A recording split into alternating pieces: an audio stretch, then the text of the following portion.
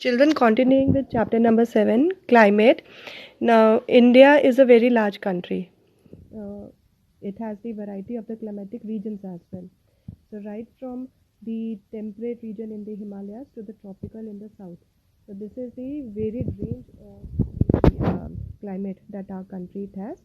But overall, we have the tropical monsoon type of the climate because the line of Tropic of Cancer, it divides India into two zones, the temperate zone in the north and the tropical zone in the.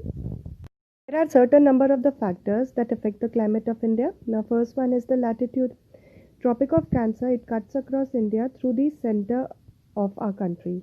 So, the region that is to the north, it has the temperate, subtemperate kind of the conditions because it lies very near to the mountains, and the side which is towards the south, that is closer to the equator, so it has more of the tropical type of the climate. Next, we have the distance from the sea. Now, the sea, it has two kind of the winds that blow. One is the land breeze, the another type is the sea breeze. Now, both of these breeze, they keep the temperature of the place very moderate. That is neither too high nor too low. But as one goes from the coastal area towards the interior, then the continental type of climate that is experienced, that is the extremes of the climate. The high range of the climate, it would also be there, and the low range of the climate, that would also be there. We have the altitude. Now, by altitude, what we mean is the height. So as we go higher up in the mountains, the temperature, it generally decreases because the atmosphere, it gets less dense, the weight that is reduced.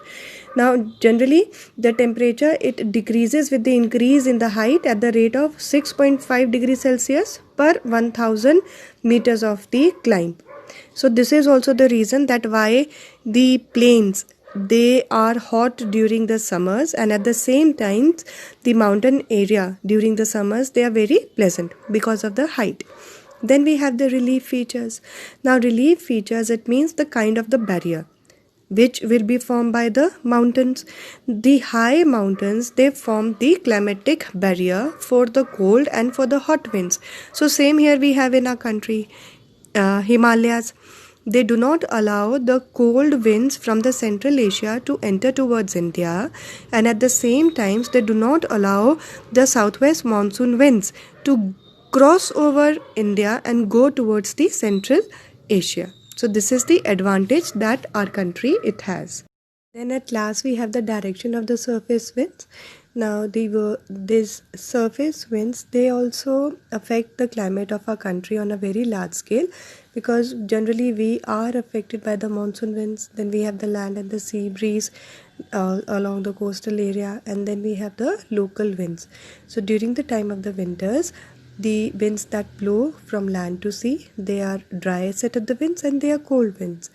And in the summertime, the winds that blow from sea to land, they carry the lot of moisture with them, and they cause the heavy amount of rainfall throughout our whole country. Then example of the local winds, they are in the month of May and June, we have Loo that blows in our country, especially in the Punjab and Haryana plains. Then we have the nor'westers or Kali Baisakhi that blow in the region of West Bengal, Assam, and they are responsible for the slight showers that they bring with them.